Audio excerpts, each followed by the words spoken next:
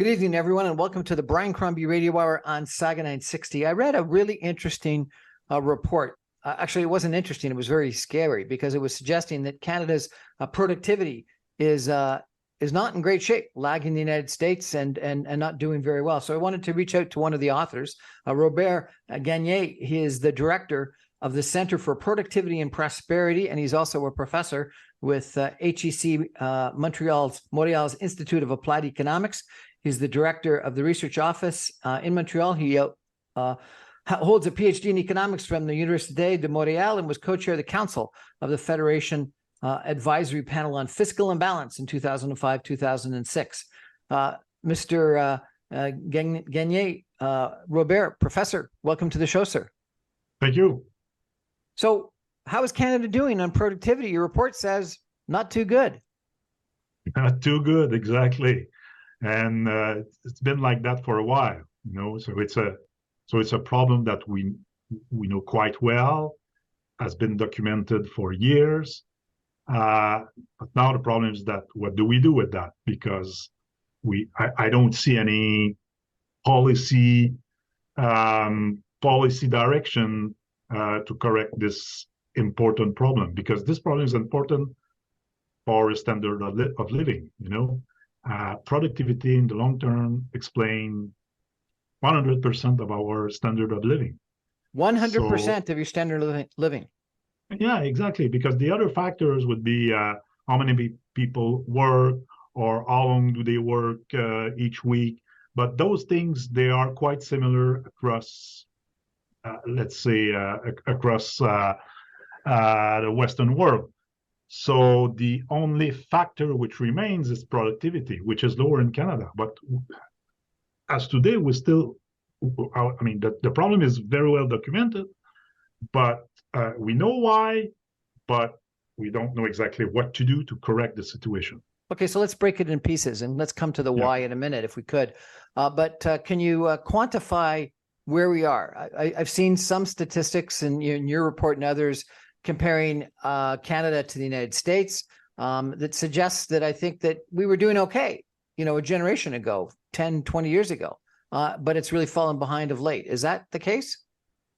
Early 80s, we were quite okay. Okay.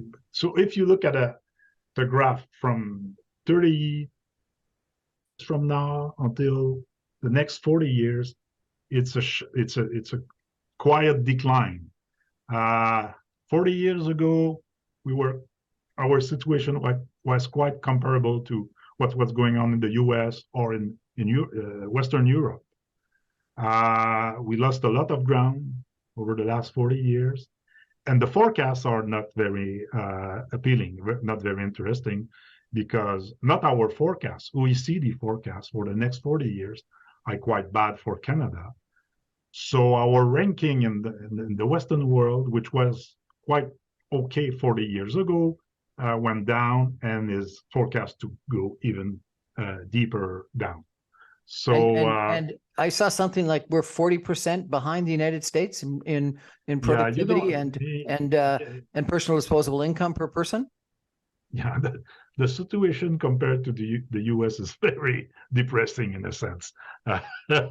So what's the problem? When you look at at different indicators, investment by private companies, R&D, innovation, all those indicators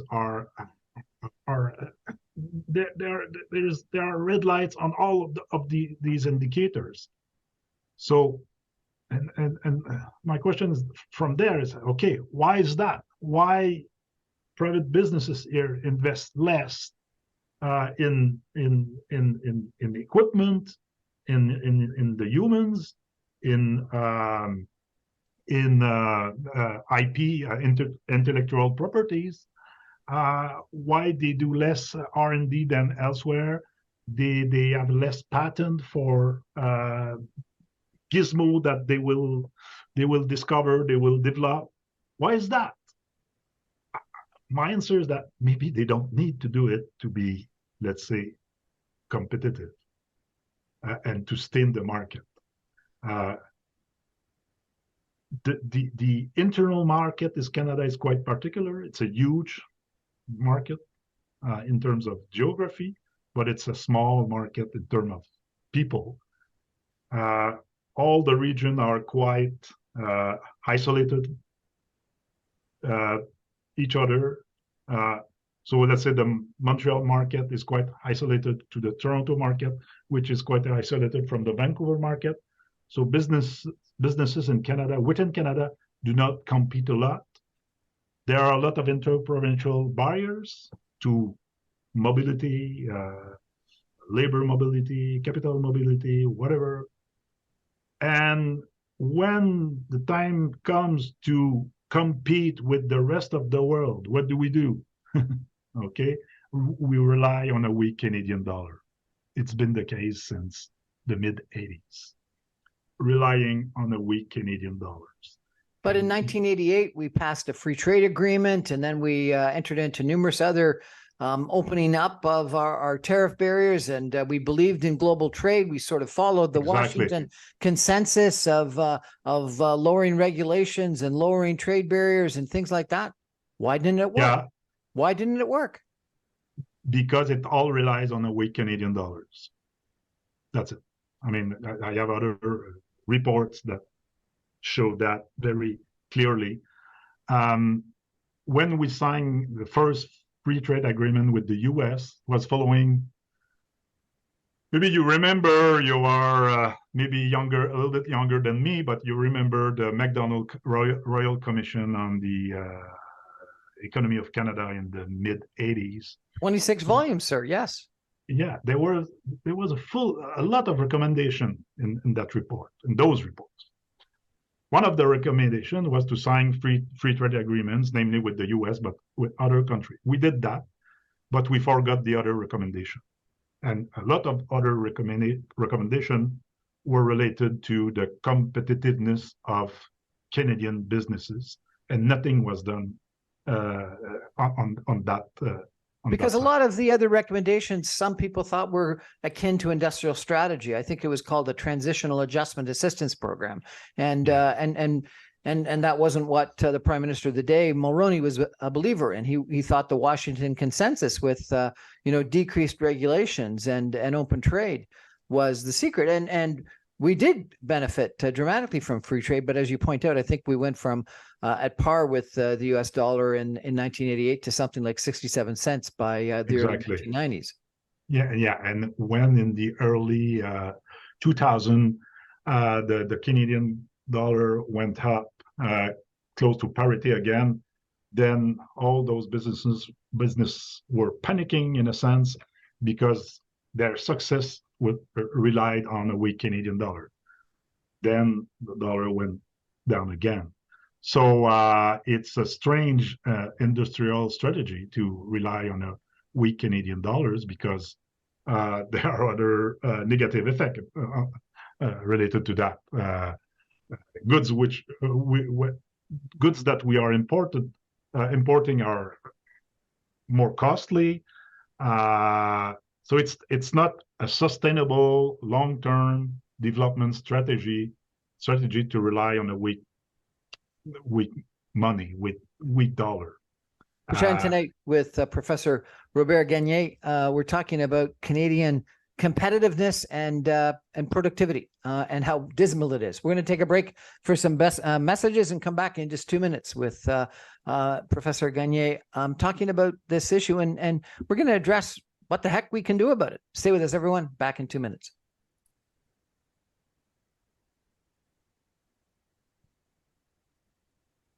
Welcome back, everyone, to the Brian Crombie Radio Hour on Saga 960. The issue tonight is Canadian productivity, and a report that was issued by an organization in Montreal, and one of the leaders of it, Professor Robert Gagne, is with us tonight, and we're talking about productivity. Maybe we could take a step back, sir. You're a professor in economics. You're a professor at the university. What is this institute that issued the report? This institute has been created in 2009. It is funded mainly by a foundation and the Department of Finance in Quebec. And the main object or the main objective of this institute is to study Quebec and Canada economic performance in terms of productivity and prosperity. And you've been around since 2009? Yeah. There was a similar organization, I think, called the Institute of Competitiveness and Prosperity in Toronto, headed up by Roger Martin, Dean of the Rotman Business School, a former consultant with Monitor. He also knew his stuff, issued a bunch of reports. Seems like nothing's happening. What all these reports, all these analyses, why don't we get it right? Yeah, you're right. I mean, it's a bit discouraging in a sense, but anyways, I'm still working on this. I think that, I mean, there are solutions, and I think we know now what are the solutions. One of the main weaknesses of the Canadian economy is that businesses within the country do not compete against each other enough. When you look at the rate of destruction and creation of businesses in Canada, it's lower than everywhere else. This is not normal. I mean, it's a good thing in a sense. I mean, it's sad and bad for those who disappear, but I mean, there's a kind of a normal replacement rate of businesses in an economy. But right now in this country, with all governmental support and subsidies and tax credit and so on, I mean, there are a lot of supports. We maintain businesses which should no longer exist. And this attract resources, mainly human resources, in those weak sectors that should disappear, weak businesses that should disappear. And those resources are stuck there and cannot be used by new businesses that will be more creative, more innovative, more productive. And really? So this is interesting. You're not arguing for more protection. You're actually arguing for the opposite, that we need less protection, that we need more competition. We need to, quote that Michael Porter 5 Forces thing, we need more rivalry. We need more competitiveness between people. So, people have. But we're not shooting to the moon with that. I mean, we just want to be comparable to what's going on, not even in the US, in Europe, for instance, just something comparable to what's going on in Europe. These are not ultra liberal societies there. I mean, it's not or whatever US states. It's Denmark, Sweden, Netherlands. So this past year, the government had to rule on competitiveness within the mobile telephone only cell phone business, and allowed mergers between some of the giants in that business. Some people argued that was the only way they could survive. Competition from U.S. companies and the big geographic scope of Canada. Other people said no, we should have more competition. We got the highest cell phone rates in the Western world. Where do you come out on that issue? On that issue, for example, it's a good example. I have data showing that telephone company, mobile phone company in this country, in Canada, invest less and are making more money than US or Europe, their US or European counterparts. So this argument of having a big country with a lot of costly investment to cover this large territory, I mean, we should see that in the data. They should invest more per capita or per phone subscriber or whatever, because the territory is larger.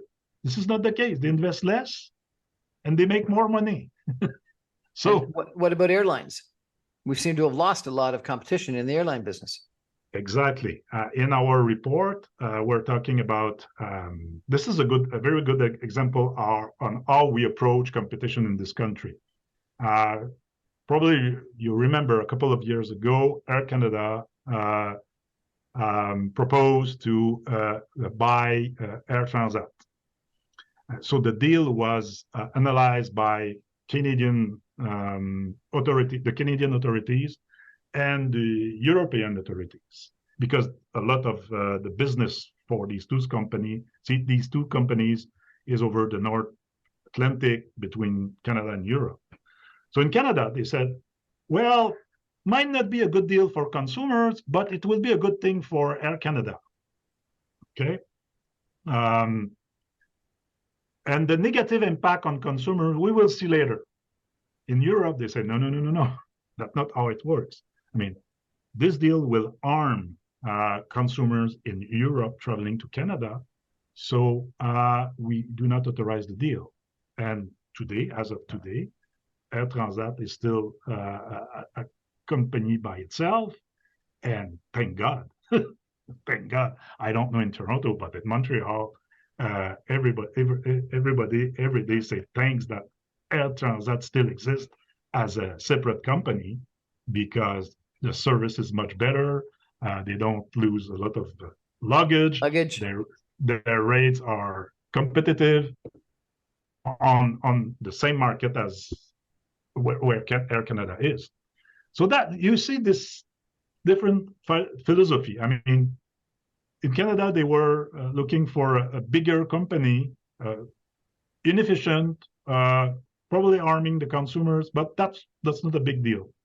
In Europe, where competition is more in the culture and more an obsession in a sense, they say, no, we need to protect the interests of consumer, of travelers, so we won't authorize the deal. So if you were the Minister of Finance or the Minister of Industry, what would you do? How would you change things? I will change the competition act. I will give long tooth to the Competition Bureau, and I will not authorize every damn deals that acquisition and merger that they propose everywhere in the country. I mean, it's everywhere. I mean, concentration is everywhere. And so your argument is interesting because, business is going to effectively argue against you. Business wants to merge and create barriers and become an oligopoly, I guess, and become more profitable. And what you're saying is that actually business is going to be better off, and the whole economy is going to be better off if you don't allow these mergers, and people have to compete more and fight more and invest more to be successful, rather than just. And not only within, I would say, local or regional market, but nationally. So we need to lower commercial barriers between provinces. We probably need, this is a bit radical, probably need to build a high-speed rail that will cost probably $75 billion between Montreal and Toronto. What would be the benefit of that? The benefit of that is it's not only that it will increase competition in, let's say, in the transport industry. It will increase competition in the country for other businesses as well. I mean, if you can go in Toronto in 2 hours and 15 minutes, it changes a lot of things in terms of competition between firms, between businesses, let's say in Toronto and Montreal. If you need to take a plane and wait for 5 hours, it changed a lot of things.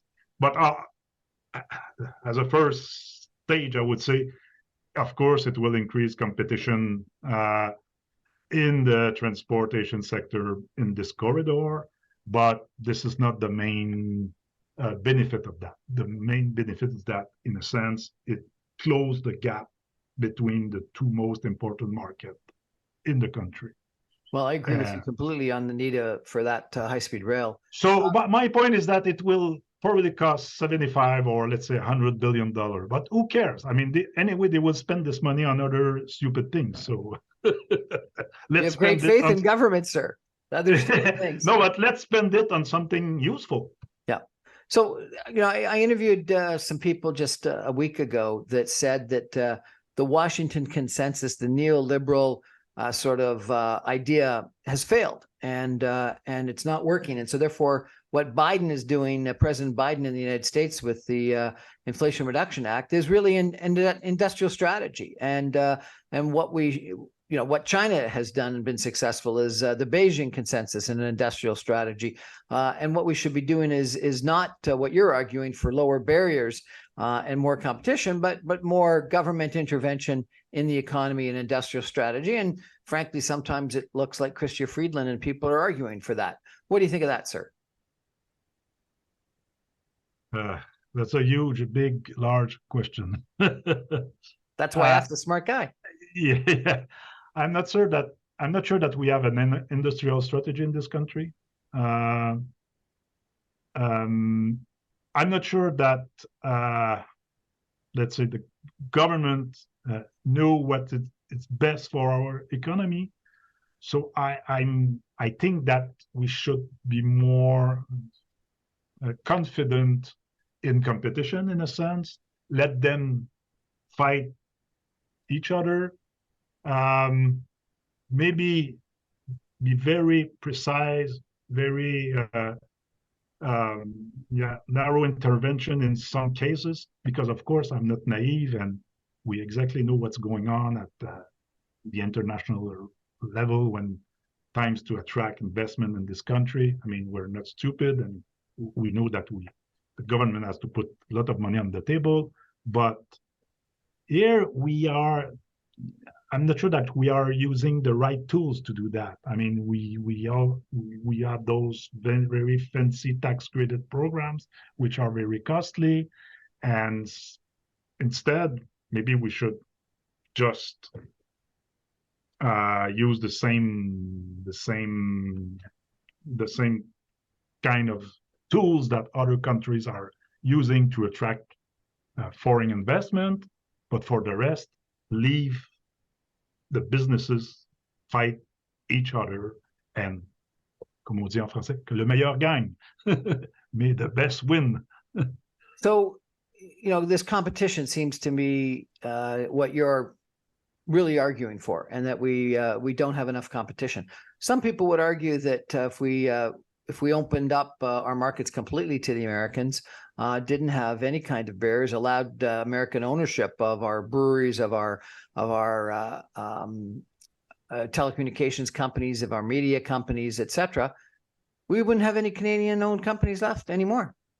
I disagree with that. I think we do own a lot of, I mean, everything in the newspaper, you saw a Canadian company buying a subsidiary in the US or in Europe. So why should we be protective at a point that, I mean, let's take the C-series Bombardier jet, which was bought by Airbus. It's the best thing that could happen to this project, because now Airbus, with this expertise and network, can sell this plane everywhere on the planet, which Bombardier was not able to do. Where are the jobs? The jobs are here in north of Montreal, in Mirabel. The development, the engineers are all working here. So it's a good thing. On the other hand, you have, I would take another Montreal-based company, because I'm in Montreal. So those are the companies I know. Couche-Tard, Alimentation Couche-Tard, which runs a series of convenience stores, thousands of convenience stores, not only here in Canada, but in the US and in Europe. Are they successful? Of course. Are they threatened by a US takeover? Absolutely not. So it's.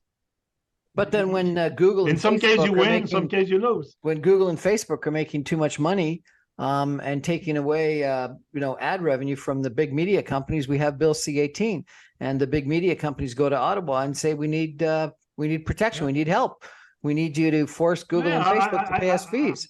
I agree. I mean, in some cases, very specific case, government should intervene. Now, I'm not saying that government should be out of everything. I mean, like I said earlier, in the case of, let's say, direct foreign investment, sometimes there are situations where the government should put a lot of money on the table to attract foreign investment. Yeah, of course, or protect some sectors in this case, which is very specific. I was actually being sarcastic. I don't think Bill C-18 is smart. I think that the government should not have caved in. I'm not an expert on those things, but maybe there are issues there. I don't know, and so I mean, it's not a big problem. What I'm saying is that as a first step, we should try to improve competition within the country. Trade barriers, interprovincial trade barriers should come down. There's just no question about that. And I love your idea. It's more difficult to trade with. The trade is more difficult between Quebec and Ontario than between France and Germany. Doesn't make sense. Doesn't make sense. I agree. We're going to take a break for some messages. We're chatting about Canadian productivity and competitiveness with Professor Robert Gagne. I apologize, Gagne, right? In Montreal at the Institute of Competitiveness. Stay with us, everyone. We'll be back in 2 minutes.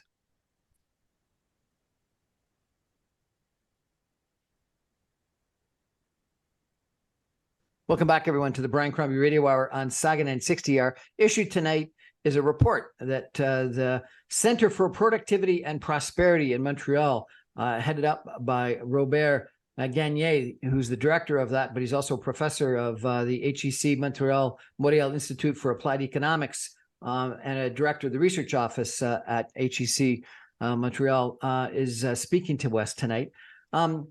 Sir, I wonder if I could ask you a question. I interviewed one economist who said the problem was the Bank of Canada interest rate strategy that had interest rates so low that all you had to do is invest in assets and you made a huge amount of money. And the best example being real estate. And for lots of other reasons, supply related, there wasn't enough supply of real estate, but you could invest with low interest rates, make a ton of money. And so therefore, a whole bunch of smart business people in Canada overinvested in real estate, which starved capital from the more productive parts of the economy. What do you think of that argument? I don't know what to think about it. I mean, it's not different here than it is in the US or interest rates have been low everywhere for years. So why here investor will look more to invest in real estate than in the US those people are looking for opportunities and yield, and they want to make money, so they will invest where they think they will make money. So here, if there are facts or it is documented that it's more profitable to invest in real estate than in let's say the electronic industry, well, we should question why it's not profitable to invest in the electronic industry. Is it because this sector in Canada is not very innovative? They don't invest a lot. That's the real fundamental question. And if they don't do that, why they're not doing that? And I'm going again back to my they're not former forced answer. to because of lack of competition. They don't need. They can stay in business forever if they want, because the level of competition is not high enough. And not only that, they benefit a lot of help from the government in form of mainly tax credit, which has nothing to do with their relevance in the market or their performance in the market. It's a fascinating argument. I had a I'm not sure that it's right, but it's I had a professor at business school one time who told me the challenge with this discussion about capitalism and entrepreneurship, it's difficult to take it coming from someone that's got tenure. So I'm not sure if professors know the most about competition, but maybe you study it well in other occupations than your own. That was a sarcastic comment again. I apologize for that. That's okay. The other thing that I'm intrigued by is coming out of the Great Recession. Dalton McGuinty had a major speech, and he said we need to get goods, people, and ideas moving again.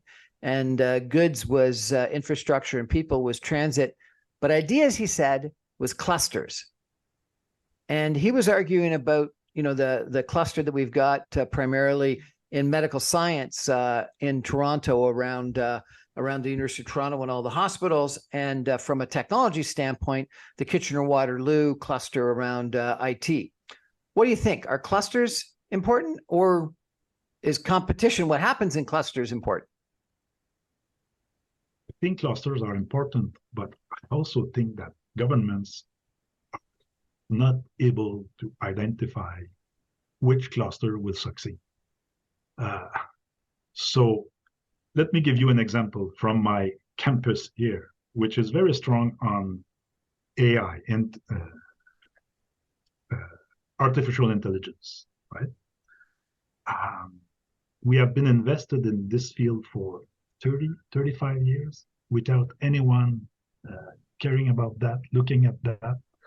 Now, because more data are available and computers are faster and bigger and stronger and everything, we're able to treat a huge amount of data, which we call AI, and make prediction. But those guys, they are using the same tools they were using 25 years ago. At that time, nobody was caring about that. Nobody was knowing that. So not even one government official identified at that time AI as a future good cluster. Now, cluster in AI. Yeah, exactly. So is it luck? I think so. But it's certainly not a governmental official that will decide or be able to identify a cluster. So, of course, clusters are important, but there's nothing we can do to, let's say, to have the emergence of a cluster. I mean, it will come if we have good resource in that sector, good human capital, let's say good university, good research, and sometimes like the medical or biological cluster in Toronto and a little bit in Montreal as well.